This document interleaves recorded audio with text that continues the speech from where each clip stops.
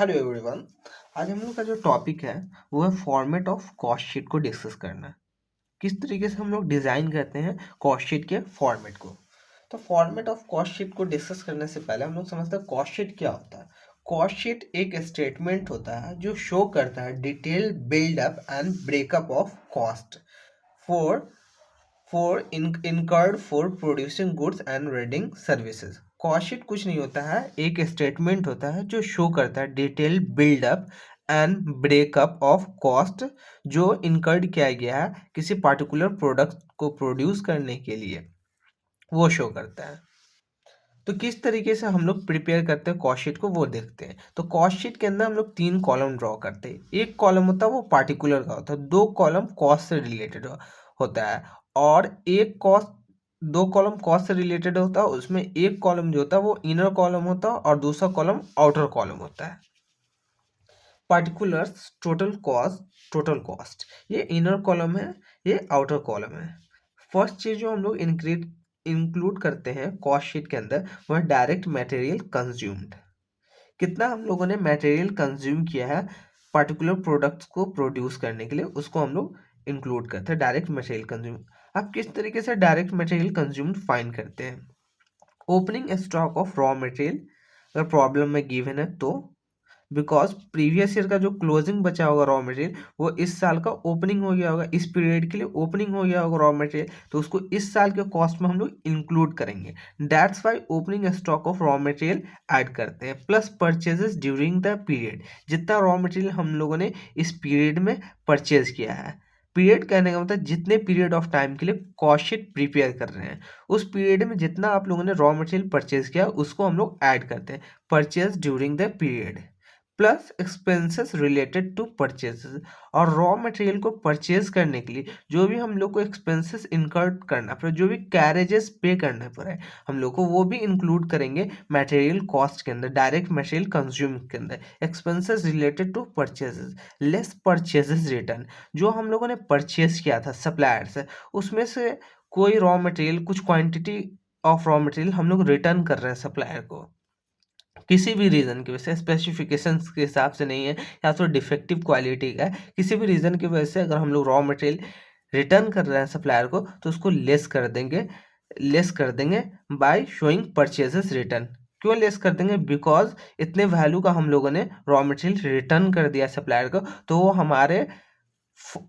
हमारे कॉस्ट का part form नहीं करेगा जितने वैल्यू का हम लोगों ने मटेरियल रिटर्न कर दिया है सप्लायर को। Less closing stock of raw material, closing stock of raw material को लेस कर देते हैं। Closing stock of raw material कहने का मतलब unused stock of raw material को हम closing stock of raw material कहते हैं। मतलब जिस पीरियड के लिए हम लोग कॉस्ट शीट प्रिपेयर कर रहे हैं, ठीक है, उसके बाद कोई रॉ मटेरियल कैसे बच जा रहा है, क्लोजिंग स्टॉक बच जा रहा है, अनयूज्ड रह जा रहा है, तो वो क्या चीज़ होगा, इस कॉस्ट शीट में नहीं आएगा, इस कॉस्ट शीट के पीरियड में नहीं आएगा, इस कॉस्ट शीट के फॉर्मेट में नहीं आएगा। मतलब इसके कॉस्ट को हम लोग इंक्लूड नहीं करेंगे इस पीरियड में। दैट्स वाई क्या चीज़ कर रहे हैं, हम लोग closing stock of raw material को लेस कर दे रहे हैं, बिकॉज इसको हम लोगों ने इस साल यूज़ नहीं किया, इस पीरियड में यूज़ नहीं किया जिस पीरियड के लिए हम लोग कॉस्ट शीट प्रिपेयर कर रहे हैं। इसकी वजह से क्या चीज़ कर देंगे, हम लोग लेस कर देंगे closing stock of raw material को। Second, direct employ cost. Direct employ cost करने का मतलब वैसे वर्कर को हम लोग सैलरी पे कर रहे हैं जो डायरेक्टली इंगेज था गुड्स को प्रोड्यूस करने में, उसको जो हम लोग सैलरी पे करते हैं उसको हम लोग डायरेक्ट लेबर कॉस्ट कहते हैं। फिर आ गया डायरेक्ट एक्सपेंस। डायरेक्ट एक्सपेंसेस करने का तो ऑल एक्सपेंसेस जो डायरेक्ट मटेरियल ना हो और डायरेक्ट लेबर कॉस्ट ना हो बट वो रिलेटेड हो प्रोडक्शन से, तो उसको हम कैसे में क्लासीफाई करते हैं, डायरेक्ट एक्सपेंसेस में क्लासीफाई करते हैं। Direct material consumed plus direct labour plus direct expenses को ऐड करते हैं तो हम लोग क्या फाइंड करते हैं, प्राइम कॉस्ट फाइंड करते हैं। प्राइम कॉस्ट किस तरीके से फाइंड करते हैं, direct material consumed plus direct labour cost plus direct expenses, तो प्राइम कॉस्ट फाइंड करते हैं। प्राइम कॉस्ट में ऐड करते हैं वर्क्स और फैक्ट्री ओवरहेड। वर्क्स और फैक्ट्री ओवरहेड में जो भी इनडायरेक्ट कॉस्ट इनकर्ड किया गया हो, या तो वो मटेरियल हो या तो लेबर हो या अदर एक्सपेंसेस हो, जितने भी indirect material, indirect labour, indirect expenses incurred किया हो, किया गया हो और वो फैक्ट्री से रिलेटेड हो, फैक्ट्री को रन करने के लिए इनकर्ड किया हो, तो उसको हम लोग क्लासिफाई करते हैं वर्क्स और फैक्ट्री ओवरहेड के अंदर।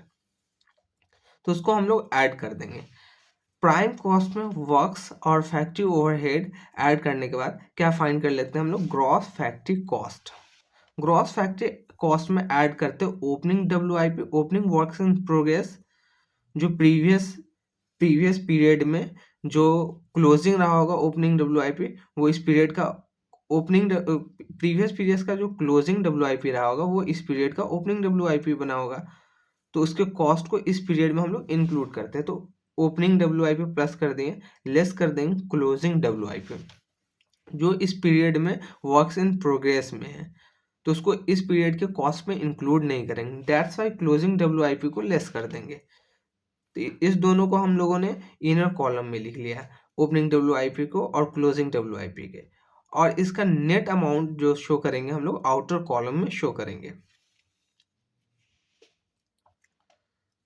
ग्रॉस फैक्ट्री कॉस्ट में opening WIP closing WIP adjust करने के बाद हम लोग फाइंड कर लेते हैं net factory cost. Net factory cost में ऐड करते हैं एडमिनिस्ट्रेशंस ओवरहेड। एडमिनिस्ट्रेशंस ओवरहेड जो ऑफिस से, एडमिनिस्ट्रेशंस ओवरहेड में वैसे indirect material, indirect labour, indirect expenses को क्लासिफाई करते हैं जो ऑफिस से रिलेटेड हो, उसको हम एडमिनिस्ट्रेशंस ओवरहेड के अंदर क्लासिफाई करते हैं। एडमिनिस्ट्रेशन ओवरहेड के अंदर किस किस कॉस्ट को हम लोग क्लासिफाई करते हैं वो देखते हैं। पहला है, फर्स्ट है quality control cost. Quality control cost को हम लोग एडमिनिस्ट्रेशंस ओवरहेड के अंदर क्लासिफाई करते हैं। अगर प्रॉब्लम में गिवन है क्वालिटी कंट्रोल कॉस्ट, तो हम लोग उसको कहाँ डालेंगे, एडमिनिस्ट्रेशंस ओवरहेड के अंदर क्लासिफाई करेंगे।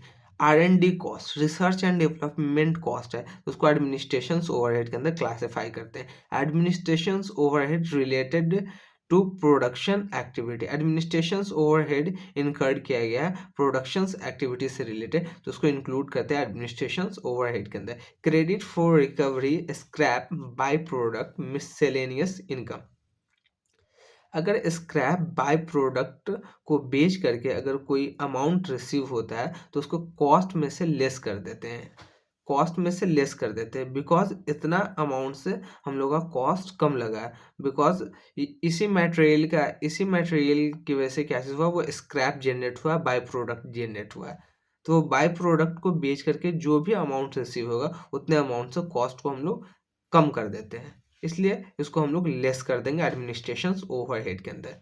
पैकिंग कॉस्ट, प्राइमरी पैकिंग है तो उसको हम लोग क्लासिफाई करते हैं एडमिनिस्ट्रेशंस ओवरहेड के अंदर। अगर सेकेंडरी पैकिंग है तो उसको हम लोग कहाँ क्लासिफाई करते हैं, सेलिंग ओवरहेड के अंदर क्लासिफाई करते हैं। अब प्राइमरी पैकिंग को कहाँ क्लासिफाई करते हैं, प्राइमरी पैकिंग के कॉस्ट को एडमिनिस्ट्रेशंस ओवरहेड के अंदर क्लासिफाई करते हैं।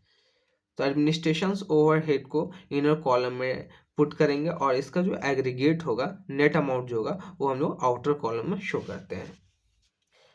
नेट फैक्ट्री कॉस्ट में ऐड कर देते हैं एडमिनिस्ट्रेशंस ओवरहेड, तो क्या फाइंड कर लेते हैं, कॉस्ट ऑफ प्रोडक्शंस फाइंड कर लेते हैं। कॉस्ट ऑफ प्रोडक्शंस में ऐड कर देंगे opening stock of finish goods, less कर देंगे closing stock of finish goods, तो हम लोग cost of goods sold find कर लेते हैं।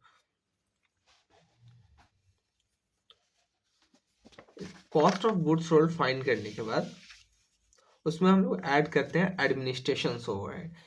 एडमिनिस्ट्रेशंस ओवरहेड जो जनरल एडमिनिस्ट्रेशंस ओवरहेड है उसको हम लोग ऐड करते हैं after cost of goods sold. Cost of goods sold find करने के बाद general administrations overhead and selling overhead. Selling overhead कहने का जो भी इनडायरेक्ट कॉस्ट इनकर्ड किया जा रहा है किसी पर्टिकुलर प्रोडक्ट को सेल करने के लिए, उसको क्लासिफाई करते हैं सेलिंग ओवरहेड के अंदर।